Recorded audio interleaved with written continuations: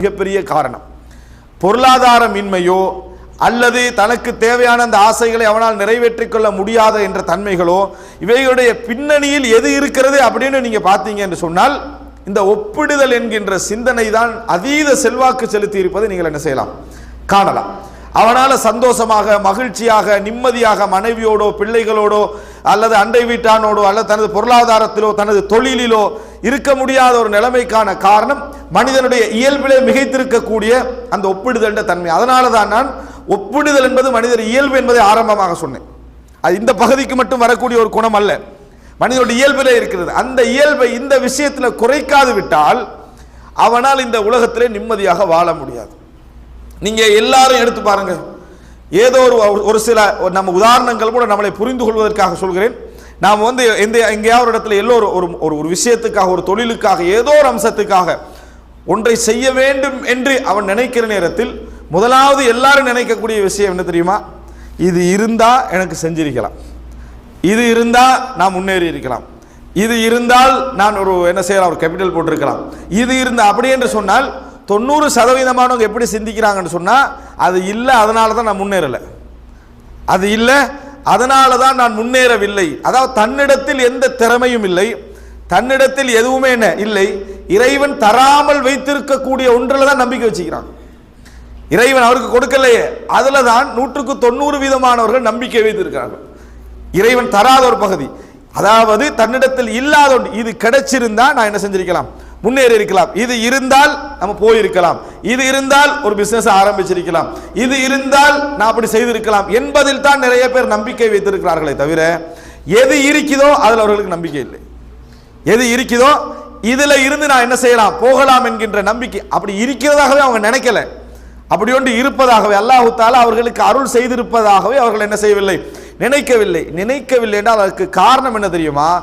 அவர்கள் தொழில் செய்ய நினைப்பதும் அவங்க முன்னேற நினைப்பதும் அவர்கள் படிக்க நினைப்பதும் இன்னொருத்தனை ஒப்பிட்டு தான். அதனால தான் அவர் இல்லைன்னு நினைக்கிறாரு. இன்னொருவனுக்கு இருப்பது தன்னிடத்தில் என்ன இல்லைன்னு நினைக்கக்கூடிய அந்த மனோபாவம் வருவது தான் தன்னிடத்தில் இல்லை என்ற இறுதி முடிவுக்கு என்ன செய்கிறாரு, வருகிறார். ஒருவனை பார்த்து ஒருவனை நினைத்து ஒருவனை சிந்தித்து ஒருவனை மனதில் வச்சு இந்த மாதிரியான நிலையில் எதையும் நினைக்கிற நேரத்தில் தன்னிடத்தில் எதுவும் இல்லை என்ற ஒரு மனோபாவத்துக்கு என்ன செய்கிறார், வருகிறார். அதனால நான் அதை செய்யவில்லை என்ற முடிவுக்கு என்ன செய்கிறார், வருவதை நம்ம பார்க்கிறோம். அன்புள்ள சகோதரர்களே, அல்லாஹு தஆலா இந்த உலகத்தில் எல்லா மனிதர்களையும் நீதியாக படைத்திருக்கிறான்னு நம்ம நம்புகிறோம். எல்லோருக்கும் அல்லாஹு தஆலா அவரவர்களுக்கு தேவையானவற்றை கொடுத்து என்ன செய்திருக்கிறான், படைத்திருக்கிறான்னு நம்புகிறோம். நம்புகின்ற நாம் வாழ்க்கையை ஆரம்பிப்பதே ஒப்பீட்டில் தான். வாழ்க்கையை ஆரம்பிப்பதே பக்கத்து வீட்டுக்காரனை பார்த்தோ அல்லது பக்கத்திலே உள்ளவனை பார்த்தோ அல்லது பக்கத்திலே தொழில் செய்வனை பார்த்தோ தான் நமது வாழ்க்கையை என்ன செய்கிறோம், ஆரம்பிக்கிறோம். இதனாலேயே முன்னேற்றங்களையும் தனது வெற்றிகளையும் அவனை வச்சே என்ன செய்கிறோம், அப்படியே அளந்து கொண்டு போகக்கூடிய ஒரு நிலையை நாம் என்ன செய்கிறோம், பார்க்கிறோம்.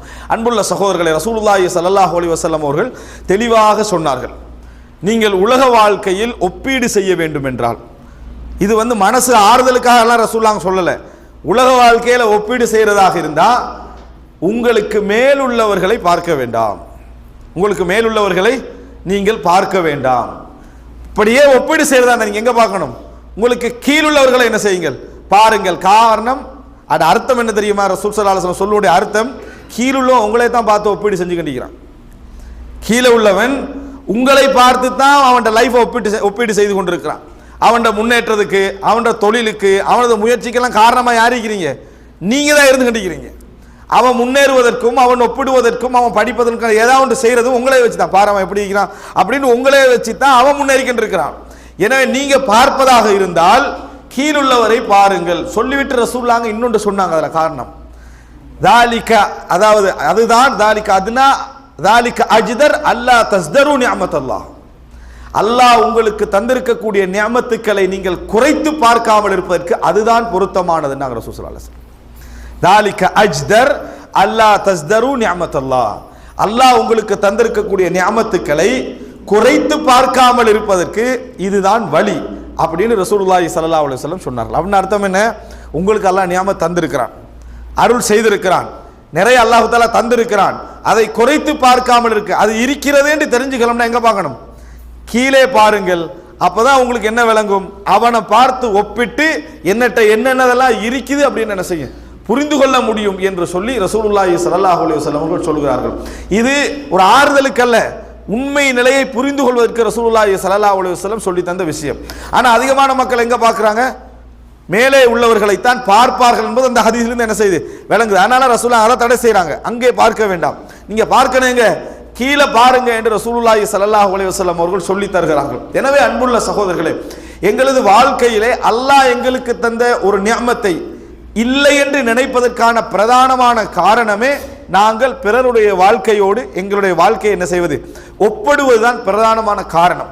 அதனால்தான் எங்களிடத்தில் எதுவுமே இல்லை என்று நினைக்கக்கூடிய நிலைமைக்கு வருகிறோம். எங்களிடத்திலே எதுவுமே இல்லை என்று நினைக்கக்கூடிய ஒரு நிலைமைக்கு நாங்கள் வருவதற்கான காரணம் அதுதான். சில பொழுதுகளில் எங்களுடைய பேச்சுக்களிலும் எங்களுக்கு முன்னாலே இருந்து யார் விசாரிக்கிறார் அவருக்கு ஏற்ற பதில் இருக்கும். ஒரு நல்ல தொழிலில் வெற்றி அடைஞ்ச ஒருவர் தொழில் அன்றாட தோல்வி அடைஞ்சிட்டு ஒருவரோடு பேசினார்னு வைங்களேன், எப்படி இருக்கிறீங்கன்னு கேட்டால் அவருடைய பதில் எதை வச்சு வரும்னா அவருடைய தொழிலை வச்சு தான் அவருடைய பதில் வரும். நீங்க நல்லா முன்னேறிட்டீங்க, நாங்க எப்படி இருக்கிறோம்னு உங்களுக்கு பார்த்தாலே விளங்குது தானே. பதிலே எப்படி வரும் என்று சொன்னால் அவருடைய லைஃபை அப்படியே கம்பேர் பண்ணி இவருடைய லைஃபுடைய ரிசல்ட் என்ன செய்வார், அவருக்கு சொல்லுவார். தனது வாழ்க்கையை ஒரு தனித்துவமான வாழ்க்கையாக என்ன செய்ய மாட்டார், பார்க்க மாட்டார். அதாவது எனக்குரிய தோல்வி, எனக்குரிய வெற்றி, எனக்குரிய முன்னேற்றம், எனக்குரிய பின்னடைவு எல்லாம் எனக்கு இறைவன் வைத்த இயல்பான நிலை. அது என்ன எங்கே கொண்டு போகுமோ அதே நிலைக்கு அவனை கொண்டு போகாது. அவனை லைஃப் எங்க கொண்டு போய் கொண்டிருக்கிறதோ அதே நிலைக்கு என்னையும் கொண்டு போகாது. அவன் எடுத்த முயற்சிகளை நான் எடுத்திருந்தால் தோல்வி அடைய வாய்ப்பு இருக்குது. அவன் எடுக்காத முயற்சிகளை நான் எடுத்திருந்து சில பொழுது என்ன வெற்றி அடைய வாய்ப்பு இருக்குது. அவன் தோல்வி அடைந்த இடங்களில் நான் வெற்றி அடைய வாய்ப்பு இருக்கிறது. அல்லாஹ் தஆலா அப்படித்தான் எல்லா மனிதர்களையும் படைத்திருக்கிறான். இது வெறுமனே உளவியலுக்கு ஆறுதல் சொல்லக்கூடிய வார்த்தைகளோ அல்லது ஒரு அதாவது கவுன்சிலிங் என்று சொல்ற பேர்ல மக்களுக்கு சொல்லக்கூடிய வார்த்தைகளோ அல்ல. குர்ஆனும் சுன்னாவும் சொல்லக்கூடிய வார்த்தைகள். அல்லாஹ்வுடைய நிஅமத்துக்களை நீங்கள் குறைத்து பார்க்காமல் இருக்க வேண்டும் என்றால் அதுக்கு என்ன வழி? உங்களுக்கு கீழ் உள்ளவர்களை நீங்கள் பாருங்கள் என்று ரசூலுல்லாஹி ஸல்லல்லாஹு அலைஹி வஸல்லம் அவர்கள் சொல்லி இருக்கக்கூடிய ஒரு நிலையை நாம் என்ன செய்கிறோம், பார்க்கிறோம். அன்புள்ள சகோதரர்களே, வாழ்க்கை எந்த ஒரு இடத்திலும் நாங்கள் ஒப்பிட்டு ஆரம்பிக்க கூடாது. எங்களது வாழ்க்கை அல்லாஹ் தஆலா எங்களுக்கு தந்த நிஅமத்திலிருந்து ஆரம்பிக்க வேண்டும். எங்களது வாழ்க்கை அல்லாஹ் தஆலா எந்த நிஅமத்தை எங்களுக்கு தந்திருக்கிறானோ, எந்த நிஅமத்தை அல்லாஹ் தஆலா எங்களுக்கு அதாவது கொடுத்திருக்கிறானோ அந்த இடத்திலிருந்து வாழ்க்கையை ஆரம்பிக்க வேண்டுமே தவிர என்றைக்கும் ஒப்பிடக்கூடாது. அவனுக்குரிய வாழ்க்கை சில பொழுதுகளில் சோதனையாக கூட இருக்கலாம். அல்லாஹ் தஆலா குர்ஆனிலே சொல்லி காட்டுகிறான். இந்த ஒப்பிட்டு சிந்தனையை பற்றி அல்லாஹ் தஆலா காரூனை வைத்து சொல்லி காட்டுகிறான். காரூனுடைய வரலாறு நம்ம படித்திருக்கிறோம். ஆனால் காரூனுடைய வரலாற்றில் ஒப்பிட்ட மக்கள் என்ன சொன்னார்கள் அல்லாஹ் ஒரு வார்த்தை சொல்கிறான். காரூனுடைய நியமத்தை பார்த்து விட்டு அதாவது சாவிகளை எல்லாம் வாகனங்கள் சுமந்து போகின்ற அளவுக்கு அவனுடைய செல்வங்களை பூட்டி வைத்திருக்கக்கூடிய சாவிகளுடைய நிலை, கீசுடைய நிலை இருந்ததை பார்த்து அந்த மக்கள் என்ன சொன்னாங்க தெரியுமா? அதாவது யா லைத்தலனா மிஸ்லமா ஊத்திய காரூன், காரூனுக்கு கிடைத்ததை போல எங்களுக்கு இருக்க கூடாதா? காரூனுக்கு இருக்குதே அது போல எங்களுக்கு இருக்க கூடாதா அப்படின்னு அந்த மக்கள் என்ன சொன்னார்கள். அப்படின்னா என்ன கம்பேர் பண்றது?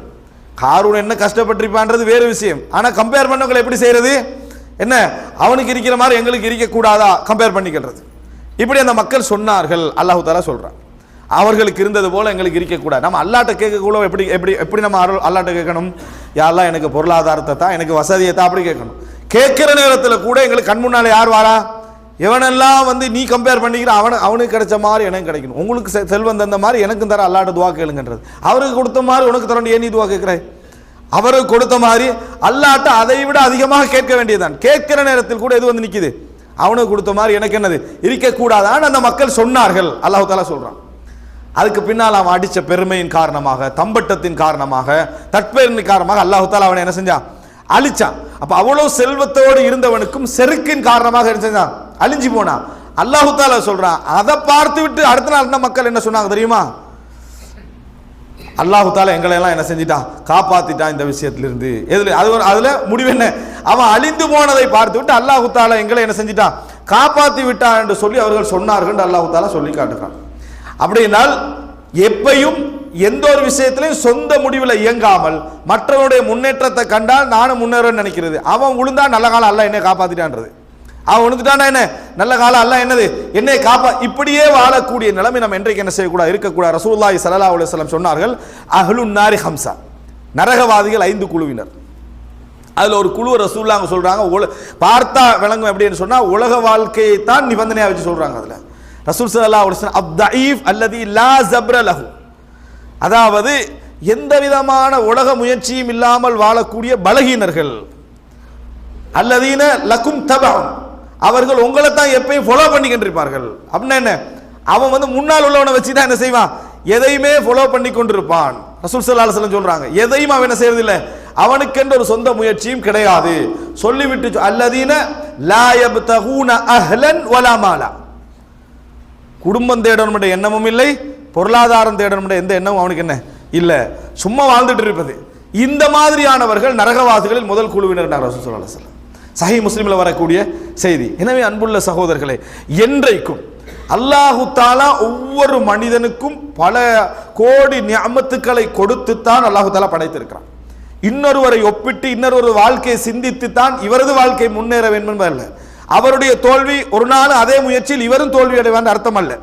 அவருடைய வெற்றி அதே வெற்றியில் இவர் அதே அளவுக்கு முயற்சி எடுத்தால் வெற்றி பெறுவார் அர்த்தமும் இல்லை.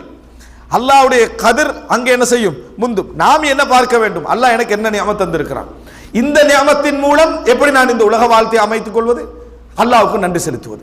இல்லாத ஒரு நியமத்தை கம்பேர் பண்ணி பண்ணி பண்ணி அவைகளில் எமது மனதை அலட்டிக் கொள்வது என்பது இந்த உலக வாழ்க்கை அழித்து விடும் என்பது மட்டுமல்ல, எமது குடும்ப வாழ்க்கை, பிள்ளைகளுடைய எதிர்காலம் எல்லாவற்றையும் அதை என்ன செஞ்சிடும், அழித்து விடும் என்பதை நாம் என்ன செய்ய வேண்டும், புரிந்து கொள்ள வேண்டும். அல்லாஹ் ரப்புல் ஆலமீன் இந்த வாழ்க்கையை குர்ஆன் சுன்னாவின் அடிப்படையில் புரிந்து நிம்மதியான வாழ்க்கையாக அல்லாஹ்